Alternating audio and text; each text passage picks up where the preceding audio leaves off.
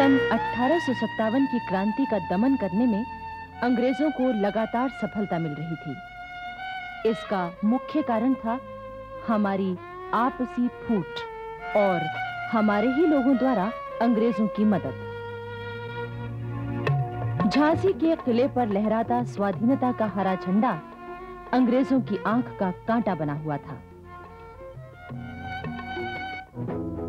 6 जनवरी 1858 को सर ह्यू रोज एक विशाल सेना लेकर मऊ छावनी से झांसी के लिए रवाना हुआ। रास्ते में रायगढ़, सागर, बानपुर, चंदेरी आदि विजय करता हुआ वो 20 मार्च को झांसी के पास पहुंचा। झांसी में उस समय मध्य भारत के क्रांतिकारियों का केंद्र था और रानी लक्ष्मीबाई के साथ आसपास के अनेक वीर क्रांतिकारी मौजूद थे। रानी लक्ष्मीबाई को जैसे ही सर ह्यू रोज के आने की खबर मिली, उन्होंने झांसी के आसपास का तमाम इलाका खाली करवा दिया, जिससे शत्रु को रसद आदि न मिले। लेकिन कुछ राजाओं ने अंग्रेजों की इतनी मदद की कि उन्हें झांसी तक पहुंचने में कोई कठिनाई नहीं हुई। उधर रानी झांसी का हौसला बुलंद था। वो न सिर्फ क्रांतिकारियों का नेतृत्व कर रही थी, बल्कि हर काम की निगरानी भी खुद ही करती थी। उनके साथ पुरुष वीर ही नहीं, बल्कि महिलाएं भी थीं, जो युद्ध कला में प्रशिक्षण ले रही थीं और मोर्चेबंदी में बड़ी तेजी से काम कर रही थीं। 24 मार्च 1858 को झांसी की प्रसिद्ध तोप घन गरज ने अंग्रेजों की सेना पर गोले बरसाने शुरू किए। 25 मार्च को अंग्रेजों ने भी जवाबी हमला किया। 26 मार्च को कंपनी की सेना ने शहर के दक्षिणी फाटक पर इतनी जबरदस्त गोलाबारी की कि झांसी की तोपों को ठहर जाना पड़ा। तब पश्चिमी फाटक के तोपची गुलाम गौस खां ने अपनी तोप का मुंह अंग्रेजी सेना की ओर कर दिया। गुलाम गौस खां की गोलंदाजी के सामने कंपनी की सेना नहीं ठहर सकी और उसकी तोपें चुप हो गईं। गुलाम गौस खां की इस बहादुरी से खुश होकर रानी ने उसे सोने का कड़ा इनाम दिया था। 28 और 29 मार्च को भी झांसी की तोपों ने दुश्मन को भारी नुकसान पहुंचाया, किंतु अगले ही दिन अंग्रेजों की तोपों ने नगर की दीवार का एक हिस्सा तोड़ दिया। इससे झांसी की सेना का मनोबल थोड़ा कमजोर तो हुआ, लेकिन रानी के नेतृत्व में रातों रात 11 मिस्त्रियों ने कंबल ओढ़कर दीवार को ठीक कर दिया। सवेरा होते ही झांसी की तोपें फिर गरजने लगी। अंग्रेजों ने भी पूरी ताकत से अपना आक्रमण शुरू कर दिया। दोनों ओर के लोग मारे गए। फिर भी रानी लक्ष्मीबाई सभी मोर्चों पर खुद जाकर सैनिकों का हौसला बढ़ा रही थी। 3 अप्रैल को झांसी की स्थिति कमजोर होने लगी।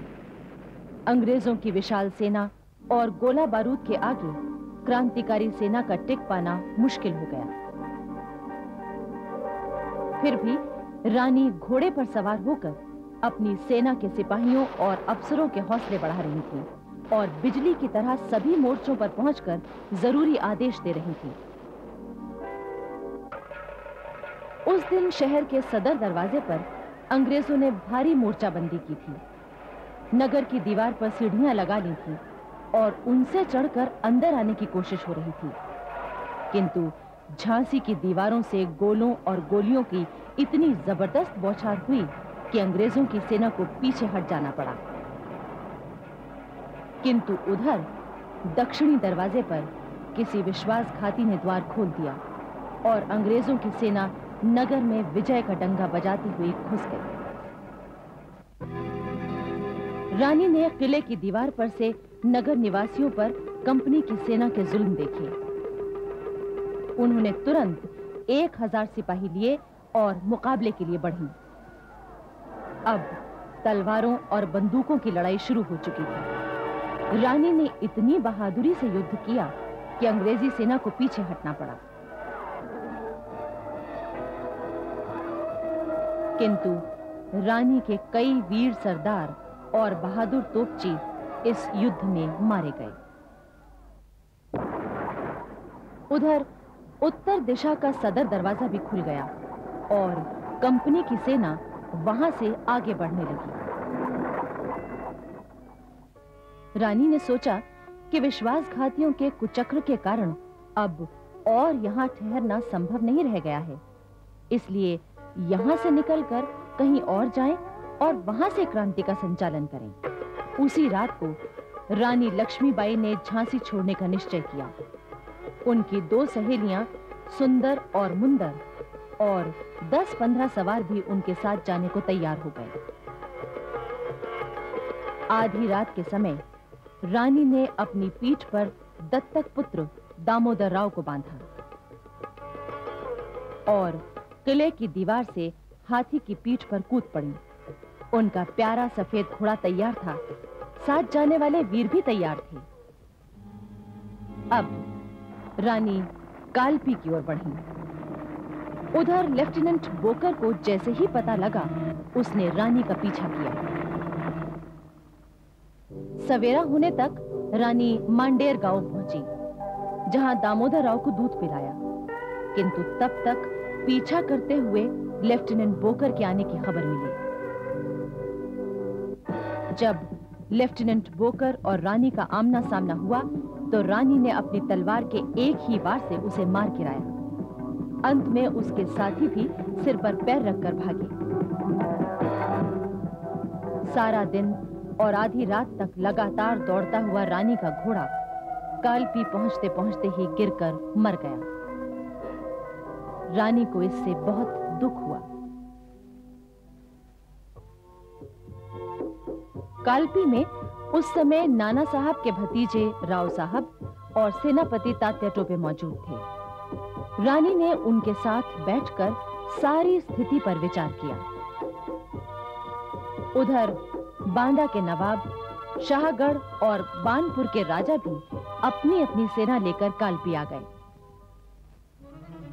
सर ह्यूरोज अपनी सेना लेकर कालपी आ गया। वहां रानी के नेतृत्व में क्रांतिकारी सेना ने घमासान युद्ध किया। अंग्रेजों की सेना के हौसले कमजोर पड़ गए, किंतु उन्होंने संगठित होकर फिर से हमला किया और क्रांतिकारी सेना को हारकर पीछे हटना पड़ा। 24 मई को कंपनी की सेना ने कालपी में प्रवेश किया। रानी लक्ष्मीबाई अपने साथियों को लेकर कालपी से निकल गईं। उधर तात्या टोपे चुपचाप ग्वालियर पहुंचे और सिंधिया की सेना तथा ग्वालियर की जनता को क्रांति सेना का साथ देने के लिए तैयार कर लिया। गोपालपुर में तात्या टोपे ने रानी लक्ष्मीबाई और राव साहब को बताया कि ग्वालियर की सेना की मदद से हम कंपनी की सेना को हरा सकते हैं।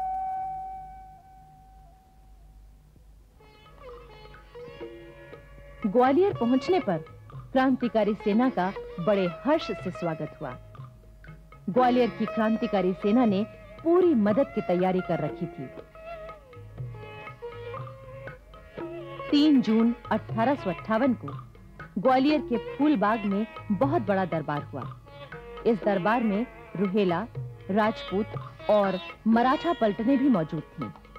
नाना साहब के भतीजे राव साहब को पेशवा का प्रतिनिधि मानकर सम्मानित किया गया। तात्या टोपे को प्रधान सेनापति बनाया गया और 20 लाख रुपए सेना में बांटे गए। उधर सर ह्यूरोज ने निश्चय किया कि इस समय तुरंत ग्वालियर पर हमला करना चाहिए। उसे तात्या टोपे की संगठन शक्ति का सबसे ज्यादा डर था। इधर रानी लक्ष्मीबाई ने राव साहब आदि सभी को चेतावनी दी कि यह समय फुर्सत में बैठने का नहीं है बल्कि सेना को मुकाबले के लिए संगठित करना जरूरी है। किंतु रानी की इस सलाह पर उन लोगों ने ध्यान नहीं दिया। आखिर सर ह्यूरोज अपनी सेना लेकर ग्वालियर पहुंच गया। क्रांतिकारी सेना तैयार नहीं थी, फिर भी तात्या टोपे ने आगे बढ़कर मुकाबला किया, किंतु क्रांतिकारी सेना हार गई। 17 जून 1858 को रानी लक्ष्मीबाई और सेनापति जनरल स्मिथ का मुकाबला हुआ। रानी की दोनों सहेलियां सुंदर और मुंदर भी साथ थीं। स्मिथ ने कई आक्रमण किए, किंतु रानी लक्ष्मीबाई ने हर बार उसे पीछे खदेड़ दिया। इतिहासकार लिखते हैं कि उस दिन सुबह से शाम तक रानी लक्ष्मीबाई घोड़े पर सवार युद्ध भूमि में अद्भुत वीरता के साथ लड़ती रहीं और विजयी हुईं। 18 जून को जनरल स्मिथ और अधिक सेना लेकर फिर से ग्वालियर के पूर्वी फाटक पर पहुंचा। उस दिन दरअसल अंग्रेजों ने कई मोर्चे खोल दिए थे। इस बार जनरल स्मिथ के साथ सर ह्यूरोज भी था। कहते हैं उस दिन सवेरे जब रानी अपनी दोनों सहेलियों के साथ शरबत पी रही थी, तो खबर आई कि कंपनी की सेना बढ़ी चली आ रही है, बहुत बड़ी फौज है। रानी ने तुरंत शरबत का कटोरा फेंक दिया और युद्ध के लिए निकल पड़ी। एक अंग्रेज प्रत्यक्षदर्शी लिखता है, तुरंत सुंदर रानी मैदान में पहुंच गई। उसने बार-बार तूफानी गति से सर ह्यूरोज की सेना पर हमला किया, लेकिन उसके सैनिकों की तादाद लगातार कम हो रही थी। आखिर रानी लक्ष्मीबाई चारों ओर से घिर गई, लेकिन रानी ने फिर भी मुकाबला किया। उस समय रानी की 2 सहेलियां और 10-15 सवार ही शेष थे। रानी तलवार से अपना रास्ता साफ करती हुई आगे बढ़ी। अंग्रेज अभी भी उनका पीछा कर रहे थे। रानी की गति इतनी तेज थी कि अंग्रेजों के लिए उन्हें छू पाना भी मुश्किल हो रहा था। लेकिन आगे नाला आ गया और रानी का घोड़ा नया था। उसने बहुत कोशिश की कि घोड़ा नाला पार कर जाए, लेकिन घोड़ा अड़ गया। तब तक पीछा करते हुए अंग्रेज सैनिक वहां पहुंच गए। तभी एक अंग्रेज सैनिक ने पीछे से रानी के सिर पर वार किया। सिर का दाहिना भाग अलग हो गया। फिर भी रानी ने घूमकर एक वार में ही उस सैनिक को मार दिया।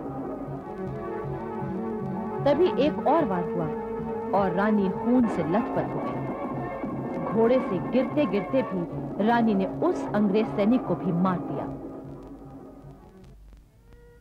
तब तक रानी लक्ष्मीबाई का वफादार नौकर रामचंद्र राव देशमुख पहुंच चुका था। घायल और बेहोश रानी को उठाकर वो पास ही एक साधु की कुटिया में ले गया, ताकि उनका मृत शरीर अंग्रेजों के हाथ न लगे।